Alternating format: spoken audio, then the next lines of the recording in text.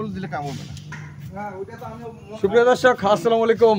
Setabganj agro থেকে আজকে আমি আমার এক অভিজ্ঞ খামারি এবং আমার পুরাতন খামারি ভাইয়ের কাছ থেকে শুনবো উনি কোথা থেকে আসছে আর কেন বারবার দিনাজপুর থেকে আমার এখান থেকে গরু কিনে যায়, আর গরু খামার করলে কেন লস হবে আর লাভ হবে, সেই জিনিসটা আমরা ভাইয়ের কাছ থেকে শুনবো। ভাই আসসালামু আলাইকুম।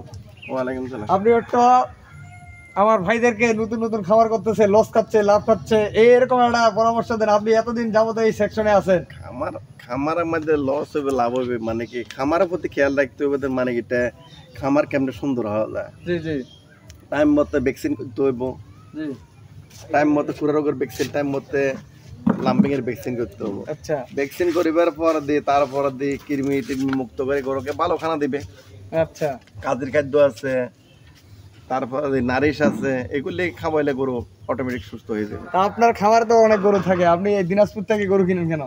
দিনাজপুর থেকে গরু কিনে আমরা শুকনা গরু কিনি অথবা ছোট সার কিনি, খানি এটাকে 3 মাস পালে বেশি বেলায়।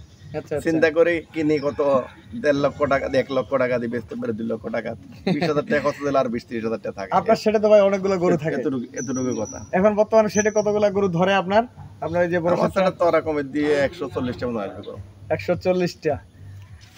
বসে কেমন হয়, বসে বলি দর্শক আপনাদেরকে একটু বসে বসে বড় ভাইয়ের সাথে ভিডিও বানাই। তো এই কথার জন্য এটা এরকম ভাবে মানে কি, যে কোনো জিনিসের মধ্যে ইনভেস্ট করতে হবে। ইনভেস্ট করলে বেশিটা ব্যাক দিব। অনেকে পুঁজি না ডালতে যদি ব্যাক চাও, এটা তো হবে না। জি জি। আমি আগে দিই এটাকে ইনভেস্ট করতে হবে, এটা সম্বন্ধে জানতে হবে, ব্যবসার মধ্যে বুঝতে হবে, তারপরে লাভের আশা করতে পারি। তা আপনার এলাকাতে ঝড় বৃষ্টি প্রচুর, কুমিল্লার চট্টগ্রাম, আপনি কেমনে আসলেন? ভাসি আসলেন নাকি গাড়িতে চলেছি? এটা হচ্ছে মানে আমার ফেটে ভোক আছে, আমি আসছি। আরেকজনের ফেটে ভোক নাই, আসবে না। আমার টাকার দরকার। টাকার দরকার সোজা কথা না দর্শক। ভাই ইচ্ছা করলে উনি যখন তখন গরু 2-4 গাড়ি নিতে পারে, কিন্তু উনি এই সফরও আসলো, এই যে আমাদের এদিকে আসলো, উনি একটা সফর হইলো না। উনি একজন ছোটো মোটোই ধরা চলে, ছোটো মোটো না, ভালো একটা ইঞ্জিনিয়ার যেরকম, উনি কিন্তু সেনাবাহিনীর লোক ছিল, এখন রিটায়ার্ড। এখন উনি যে কাজ জানে, ওনার কিন্তু অভিজ্ঞতা অনেক, এবং খামার ওনার যে পরিকল্পনা, ওনার খামারে অনেক কোয়ালিটি গরু ছিল, মাঝখানে গাভিও ছিল, এখন আবার সার গরু গাভি। কুরবানিতে ওনার ঘরে গরু কিনছে উনি 35 থেকে 40,000 টাকার গরু 1 লাখ প্লাস বিক্রি করছে। সেই গরুগুলো কতদিন পালছিলেন ভাই? 3 মাস। 3 মাস। এত বাড়ে কেমনি? আমরা ভালো দামে ওষুধ খাবান, ক্যালসিয়াম খাবান, গরু অটোমেটিক ছেড়ে যাবে। অনেকে বলে ভাই গরু কিনে লস খাইলাম। লস খাওয়ার কারণটা কি বলেন তো? লস খাওয়ার কারণ হচ্ছে যদি গরু কিনে খামারের ভিতরে বাঁধি রাখে, আর এখান থেকে যদি রাস্তার মধ্যে সাধারণত বইবে, কারো মেয়ে সম্বন্ধে কারো ছেলে সম্বন্ধে পারবো, তো কি খামারে গরু বাঁচবে না, এগুলো চিন্তা ভাবনা অন্য। আপনার কর্মচারী ছাড়া আপনি পরিদর্শন করেন? কর্মচারীর দ্বারা সবকিছু হয় না। দর্শক, এখানে ভিডিওটার উদ্দেশ্য হলো উনি একজন অভিজ্ঞ লোক, ওনার কর্মচারী যেগুলো আছে উনি সকাল বিকাল দেখতে হবে, সকাল বিকাল কন্টিনিউ গরুটাকে দেখে যে ওর কি হয়েছে, খাচ্ছে না কেন বা বাড়তেছে না কেন, এই জিনিসগুলা। খানা দিচ্ছে, খানাগুলো রয়ে গেলে কেন? ওনার কথা যে গরুটা কিভাবে উন্নতির দিকে যাবে, সেই জিনিসটা ওনার চোখে যেন পড়ে, এই জিনিসটা উনি সবসময় খেয়াল করেন। খামারের নিয়ম হইল যে লোকের দ্বারা পরিচালনা করলেও যে মালিক, তাদেরকে অন্তপক্ষ 2 বার ভিজিট করতে হবে খামারকে। গরু খামার তো আমার গরু সবগুলি খামারও 2 বার ভিজিট করতে হবে। পরিদর্শন না করলে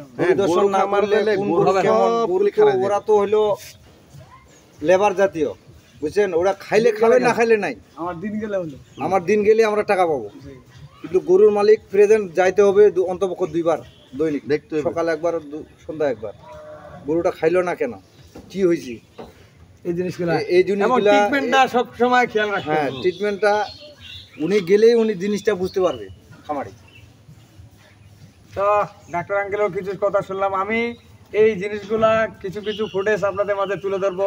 হয়তোবা 2026 সালের শুরুতে আমাদের ট্রেনিংয়ের জন্য একটা ব্যবস্থা করব ছোট করে, আর আমার খামারিদেরকে নিয়ে আমরা বসবো, এইগুলো অভিজ্ঞতা আপনাদেরকে শেয়ার করবো, আপনাদের অভিজ্ঞতা আমরা নেব।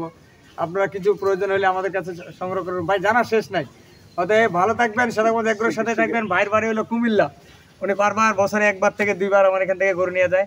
আর আমি একটা জিনিস আপনাদেরকে বলি, যদি ভালো না করতে পারতাম তাহলে ভাই আসতো না। আরেকটা জিনিস, যেখানে লস হবে সেখানে লাভ করা সহজ, আপনি লস না খাইলে লাভ করা কিন্তু সহজ না। আপনি শুধু লাভে করবেন হবে না, আগে জানতে হবে, শিখতে হবে। একটা গরু কী অসুখ বেড়া হইলো, নষ্ট হয়ে গেল গরুটা, আপনার 2 লাখ টাকা লস হয়ে গেল। পরবর্তীতে আপনি হাল ছাড়া দিনে 2 লাখ টাকা তো লস হয়ে গেল। আপনি আবার 2 লাখ টাকা পুঁজি খাটান না, কেন লাভ হবে না? কি বলেন ভাই, ঠিক বলে নাই? যেখান থেকে লস দিই সেখান থেকে খারাপ দেবো, যেখান থেকে লস সেখান থেকে খারাপ হবে। তা ভাইয়ের জন্য দোয়া করবেন, আমার সদ্য বড় ভাই আঙ্কেলের জন্য দোয়া করবেন, আমার জন্য তো দোয়া করবেন ইনশাল্লাহ। আমি শ্বেতাগঞ্জ এগ্রো থেকে, আমার শ্বেতাগঞ্জ রবিউল টিভি, আপনারা সবসময় আমার ভিডিও পান।